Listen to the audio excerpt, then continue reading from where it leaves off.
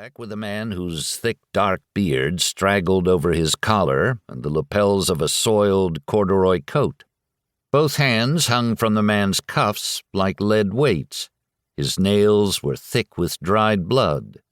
He had something in his fingers, a feather. "Well, well," he said, "this is a pleasant surprise." Then he paused and looked carefully into the wounded man's light-colored eyes. He came to sit on the bed, and the nurse hovered behind while the man on the bed watched carefully to see what this man with the feather was going to do. "I'm Dr. Jameson, and I want you to look at this." The man in the corduroy coat held up a quill pen. "Watch it," he said. "Do you understand me?" "Yes."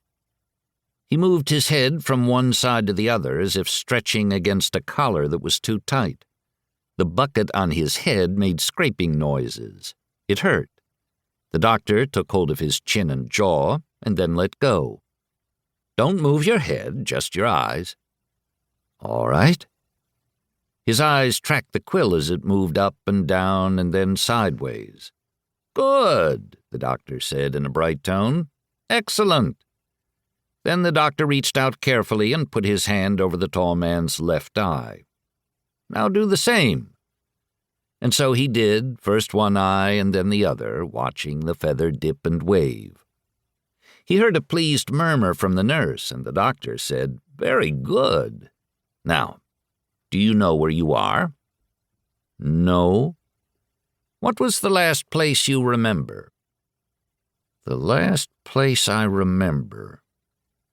He repeated this in an undertone and then turned his head with great care to look down the long center aisle. He saw men sitting up in bed to spoon food into their mouths, speaking to one another in low tones, 3 others who had ranged themselves around a companion's bed to play cards, men with bandages, men who slept deeply or perhaps were on the last slide down to death. One patient nudged another and nodded toward the little group at the wounded man's bed.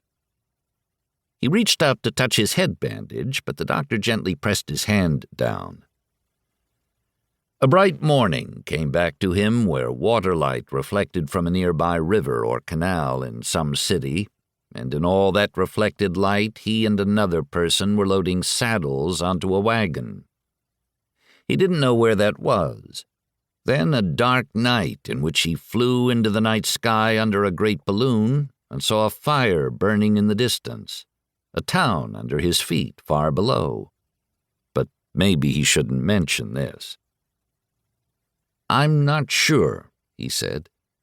"I remember loading saddles, but I don't know where that was." The doctor nodded as if this were to be expected. He asked, "What is your name?" He was caught in a frozen moment of mortification and not a little fear.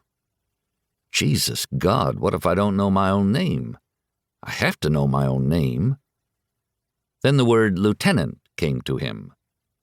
"I am a first lieutenant," he said. "Company C, 80th New York Infantry." The nurse said, "Doctor, he has just now come to himself."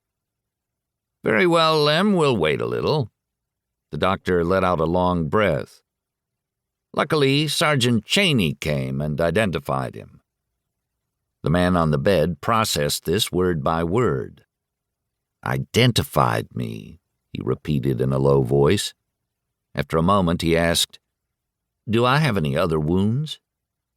His face was a drawn architecture of cheekbones and eyes deep in his head, his skin the color of biscuit dough.